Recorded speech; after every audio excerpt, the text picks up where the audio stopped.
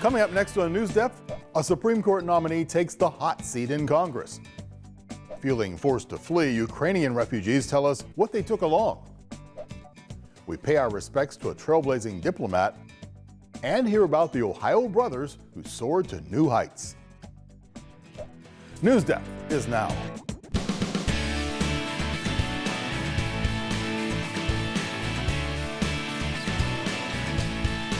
President Biden's Supreme Court pick faces some tough questions on Capitol Hill.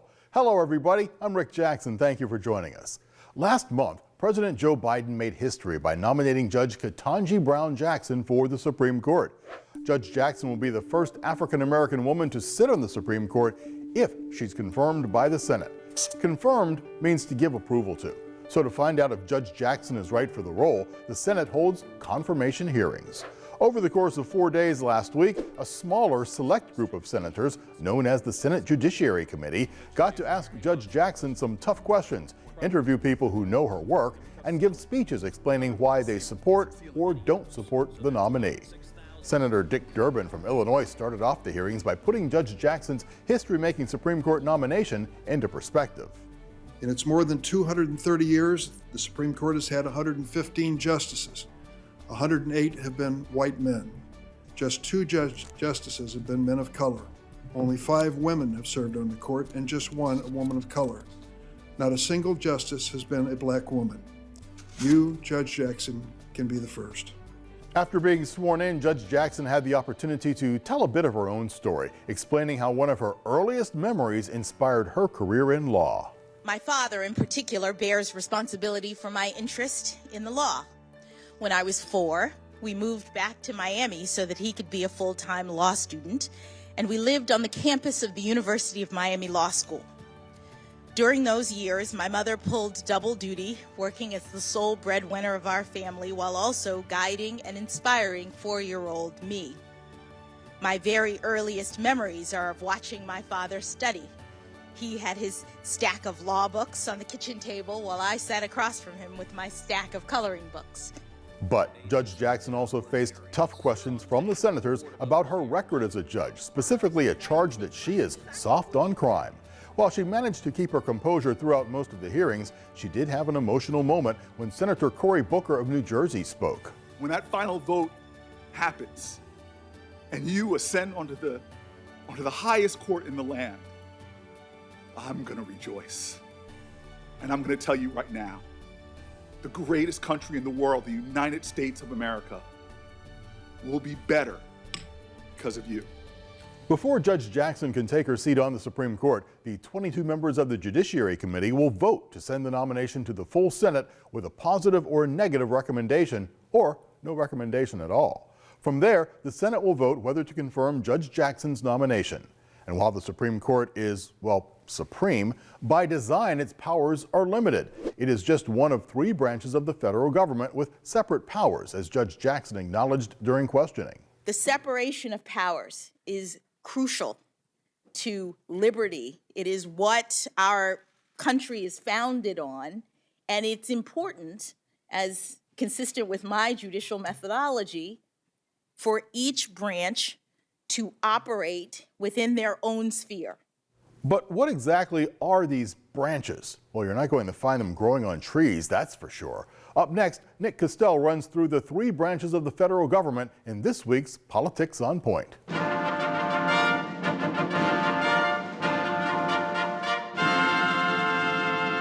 When the Founding Fathers designed this country, they had just fought for independence from a king, and they knew they did not want to establish another government ruled by a king. Instead, their main goal was to set up a government that did not allow one person to have too much control.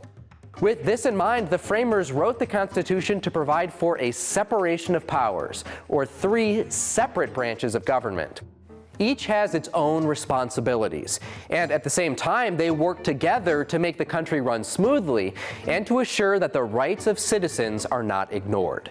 The legislative branch is also called Congress. That's the branch that makes laws. Congress is made up of the Senate and the House of Representatives. Many people think this is the most important branch because the Founding Fathers wrote this branch into the Constitution first. The judicial branch evaluates laws and is made up of the Supreme Court and other federal courts. The Supreme Court is the highest court in our country, and they settle disputes that the state courts can't decide, and they determine if laws are constitutional or allowed by the Constitution. Finally, the executive branch carries out laws. This is where the president fits in, along with his vice president and his cabinet. The president is the head of state, head of the U.S. government, and the commander-in-chief of the U.S. military. So he is very powerful. But the branches of government ensure a system of checks and balances. A branch may use its powers to check the powers of the other two in order to maintain a balance of power among the three branches of government. For example, the president may veto or reject a law passed by Congress, but Congress can override that veto with a vote of 2/3 of both houses. It might make it harder to get things done, but our system of checks and balances ensures that many different groups of people have to put their stamp of approval on new laws, appointments, or actions. As they say, teamwork makes the dream work.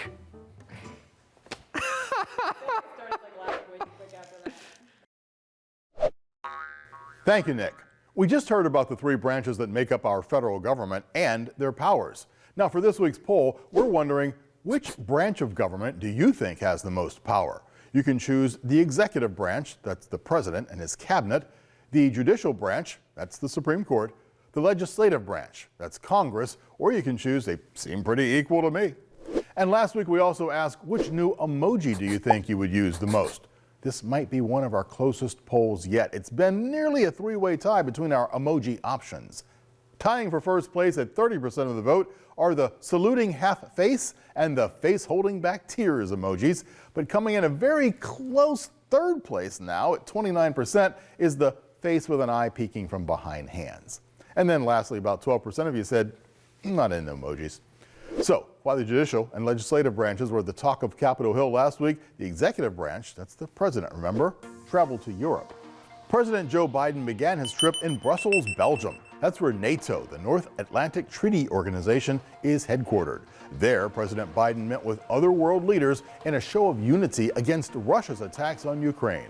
As a reminder, NATO is a military alliance among 2 North American countries and 28 European countries. President Biden left Brussels for another one of those NATO countries, Poland. In Poland, Biden met with American troops stationed on the border of Ukraine, spoke with humanitarian workers and refugees, and held talks with the Polish president, Andrzej Duda. He ended his trip with a fiery speech targeting Russian leader Vladimir Putin. A dictator bent on rebuilding an empire will never erase a people's love for liberty. Brutality will never grind down their will to be free. Ukraine will never be a victory for Russia, for free people refused to live in a world of hopelessness and darkness. We will have a different future, a brighter future, rooted in democracy and principles, hope and light, of decency and dignity, of freedom and possibilities. For God's sake, this man cannot remain in power. That last sentence of the president's speech was ad-libbed. An ad-lib, which is a shortened version of the Latin word ad libitum, is something that's said without having been planned or written beforehand. And the president's ad-lib upset a lot of people who thought he was trying to tell the Russian people what they should do. During his trip, President Biden also announced that up to 100,000 Ukrainian refugees will be allowed to enter the United States. Now, that might sound like a lot of people, but so far there have been more than 3.7 million refugees leaving the country, and roughly 1 of every 4 Ukrainians has left their home. Many had just moments to pack up their belongings, taking only what they could carry with them as they fled. Salma Abdelaziz talks to some displaced people about what they brought along as they bid farewell to their homes. Life changed in an instant for these families, forced to flee their homes as Russian troops invaded. But what do you take with you as you run? What is your most precious possession? For 11-year-old Victoria, it's her beloved teddy bear.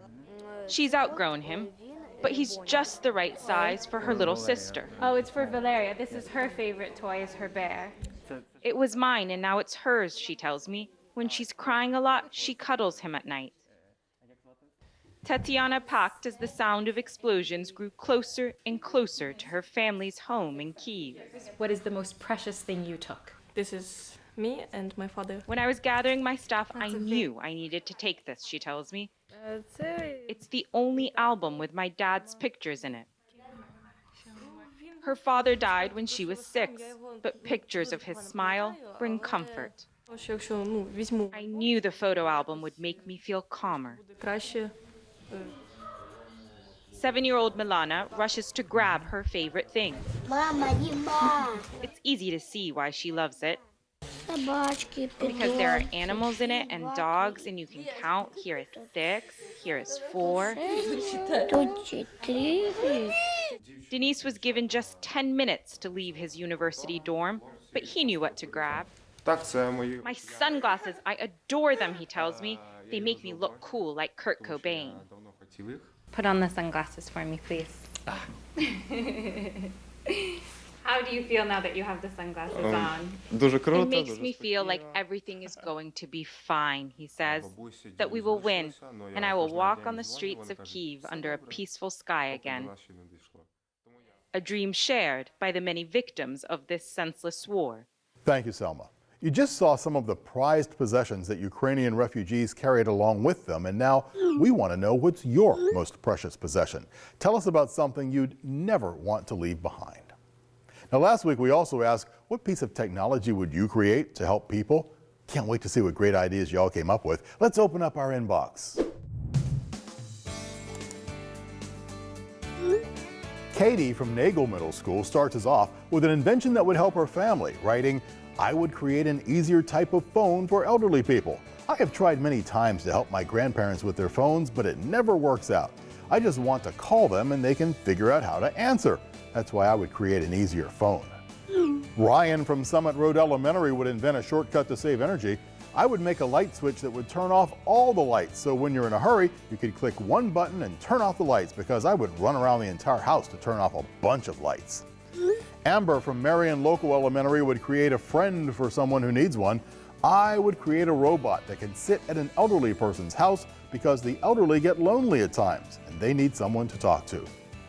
Millie from Euclid Middle School thought up a piece of tech to make her school day brighter. She writes, a piece of technology I would create to help people would be quick quotes robots. They would be stationed at entrances to schools, work buildings, and other places like that. What they do is dispense a happy quote, phrase, or task for the day. Something like, you're going to do great today, or find someone who's having a hard day and talk to them. If I had this at the entrance to my school, I would be much happier during the school day. Many of you had great ideas to improve wheelchairs for people who need them, like Kennedy from Valley View Elementary, who writes, I would make a wheelchair that can drive itself. If you are uncomfortable with that, there is a button and a wheel would pop up and you steer it like a car. Or you can scan the building or place to be extra safe. It can bring you anywhere in the building if you stand in front of it for 10 seconds. This would be hard to make, but I would make it cheap. It would help many people by not having to pay abnormally large amounts. Thank you for all the creative and really compassionate responses this week. Maybe someday you can turn those big ideas into reality.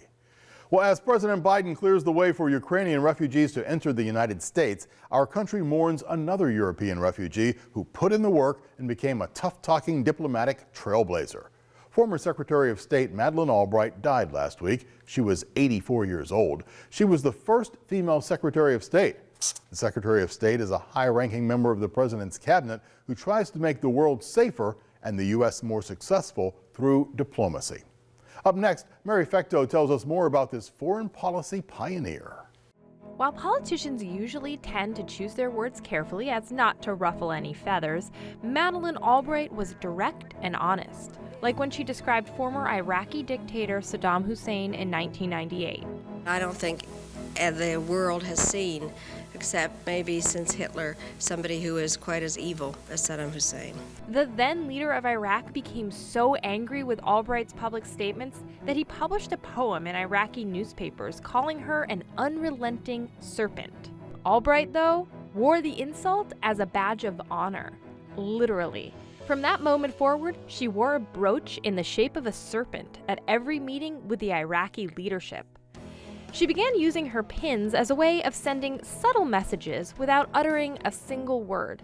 Madeleine Albright was born in the former Eastern European country of Czechoslovakia, which has since become two separate countries, the Czech Republic and Slovakia. But Albright's family was forced to flee during World War II, when German leader Adolf Hitler and his Nazi army invaded. Albright and her family eventually made a new home in the United States in 1948 when Albright was 11 years old.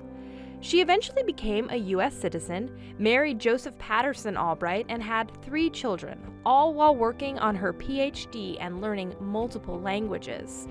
In 1982, Albright took an important position as professor of international affairs at Georgetown University, where she devoted herself to learning all about the world's nations and how they interact. In 1993, President Bill Clinton nominated her to be U.S. Ambassador to the United Nations. As UN ambassador, Albright became a tireless promoter of United States interests and ideals. We must summon the spine to deter, the support to isolate, and the strength to defeat those who run roughshod over the rights of others. I, Madeleine Albright. On January 23, 1997, Albright cemented her place in history, becoming the first ever female U.S. Secretary of State. Through it all, Albright's experience as a refugee who found the American dream inspired her work. My life reflects both the turbulence of Europe in the middle of this century and the tolerance and generosity of America throughout its existence. In her later years, Albright made a passionate case for gender equality, saying, "My hope is that young women will build on the progress we have made. But that will happen only if women help each other. And for those who do that, there will always be a special place of honor." Former Secretary of State Madeleine Albright broke barriers for women in politics with smarts and ambition that shattered stereotypes. And as Women's History Month comes to a close, we meet a group of female Navy pilots making history in the cockpit. Blaine Stewart reports how the ladies are creating a path they hope future female pilots will follow. With each step on the flight line at Naval Air Station Oceana, it's humbling to think not everyone gets to do this. Lieutenant Michelle Espinal walks a path few like her have traveled. Growing up, there was nothing I ever thought that I couldn't do because I was a female. It's not how the world was when I was born. But she doesn't walk alone. It's a workout every time. Espinal is one of 5 female pilots in the same squadron, unique for the Navy. But for these women, that sounded like the most exciting, best thing I could possibly do. The cockpit of a fighter jet never seemed out of reach. And I was just in awe at how cool it was. I decided this is the coolest thing ever. The women of Strike Fighter Squadron 213, the Fighting Black Lions, Lieutenants Michelle Espinal, Amber Soma, Rebecca Ryan, Michaela Sakach, and Natalie Sava. It's pretty epic, the job that we're doing, so I think sometimes we get really wrapped up in the tactics and all that sort of stuff, but it's cool to take a step back and be like, wow, this is pretty rare. Rare, even after almost 50 years. The Navy was the first branch of the U.S. military to welcome female aviators. That was in 1974.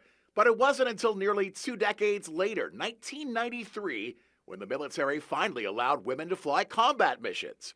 Today, women make up about 12% of all Navy pilots. The pace of progress can seem slow. There are some squadrons that still don't have very many women, especially in the aircrew side. But it's awesome seeing more and more women out there on the flight line. No, that doesn't diminish what these women and those who flew before them have accomplished in the air and with each other. But it's even cooler to be with each other and have such a great female support system that we do in the command. It's a strong network of women. We have a lot of mentors, a lot of role models that they didn't used to have that in the past. Now, as these 5 women soar to new heights above Virginia Beach, they become the role models for the next generation of Navy pilots. I would like to think that when young girls see us, they know that this is something that you can do. I would tell them that there are seriously no boundaries. Back on the flight line, Lieutenant Espinal says, just go for it. Don't let anyone tell you that you can't do something for any reason. The sky's the limit. Long before the women of Strike Fighter Squadron 213 climbed into the cockpit, the airplane was just a gleam in the eyes of 2 brothers in Dayton, Ohio. Like many of the big ideas that we saw in this week's inbox, the Wright brothers' plan to build a flying machine was once nothing more than a wild dream. But with creativity and determination, Orville and Wilbur Wright taught the world to fly. Up next, Gabriel Kramer takes us through their process in this week's Know Ohio.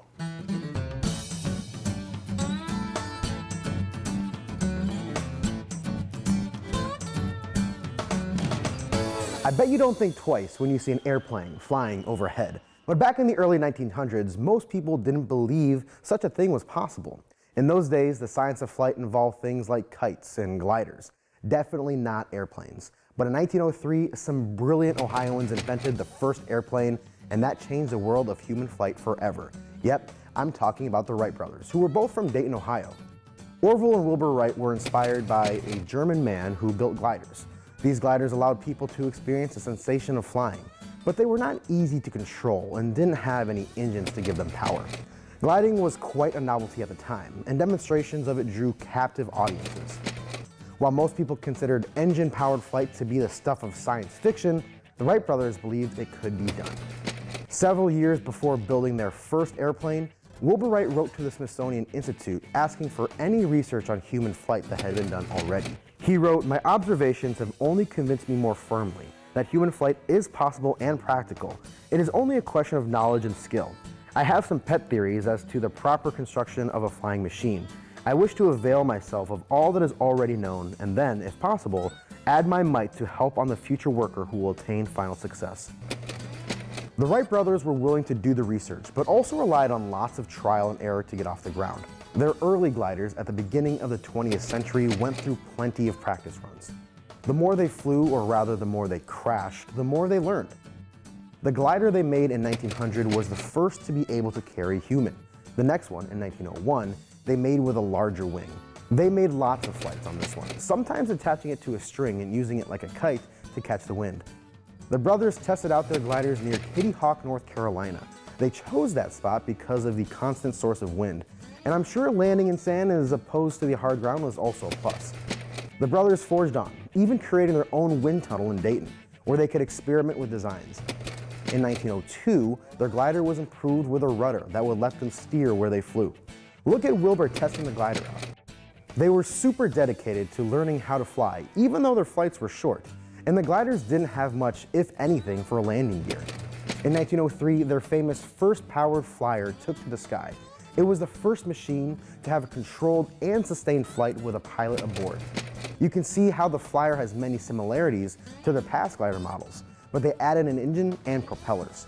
The Wright brothers made their first successful flight on the sandy beaches of Kitty Hawk, North Carolina. That flight only lasted 12 seconds, and the airplane traveled just 120 feet in a straight line. But you had to start somewhere, right? They returned to Dayton, Ohio with their airplane, which is where they perfected the design of a fully functioning airplane. After that, the Wright brothers became worldwide celebrities, and the field of aviation literally took off. Thanks, Gabe. As we just saw, the Wright brothers soared to new heights by following their passions and learning new skills. The BEAT program at Brunswick Middle School and High School is full of students who do just that. Only instead of making airplanes, this group of nearly 50 students find, research, and produce news stories for both print and television news. So this week's A+ award goes to the Brunswick City Schools BEAT program for keeping their community in the know. Faculty advisor John Wasilko told us that the team of students generally produce 3 to 5 stories a day. The participants are responsible for finding the stories, researching them, and then producing a final product. The stories, some of which are for newspapers and others for television, are shared with about 20 media outlets across Northeast Ohio, including the Medina Gazette and TV stations WEWS, WJW, WKYC, and WOIO. Now, getting onto the BEAT team is no easy task. Anderson, an 8th grader, told us that BEAT spoke to his 5th grade class and he applied as a 6th grader. He needed 3 faculty recommendations to support his application, and he had to go through an interview. Well, once you make it into the BEAT program, it doesn't get any easier. Ryan, also in 8th grade, told us that it's all about accountability and hard work. He told us that as an 8th grader, he's responsible for producing 6 written articles a year and has to appear in 3 on-screen stories. Anderson and Ryan both agreed that it's extremely rewarding to be able to tell stories of their community, and the community is grateful for the work they do. When we asked them for advice, Ryan told us that it's important to do what you're passionate about. and to follow your interest. Anderson echoed that and told us that you should always embrace what makes you unique. Great advice, guys. So this week's A+ award goes to the BEAT program at Brunswick Middle and High School for researching and telling the stories of their community to the rest of Northeast Ohio. Keep up the great work. Now, while the students at Brunswick have their community covered, NewsCat's been demanding equal coverage for her community. You know, the animal community.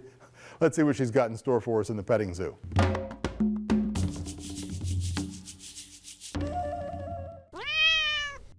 She is feline. Hear her roar. NewsCat says all the fearless women in this week's episode have her feeling fierce. Oh, and she found us a story, by the way. It's a small but ferocious predator caught in Utah. This wolverine might look cute and fuzzy, but you certainly don't want to mess with it. To find out why it was trapped and then released, click the petting zoo button on our website, and thank you, NewsCat. Now, we want to hear from you, and there are plenty of ways to stay in touch. You can send us a letter. 1375 Euclid Avenue is our address. That's Cleveland, Ohio. Zip code right here, 44115. You can email us at newsdepth@ideastream.org, or quickly, you can tweet us. Our handle is @NewsDepth Ohio. So thanks for joining us. I'm Rick Jackson. We'll see you right back here next week.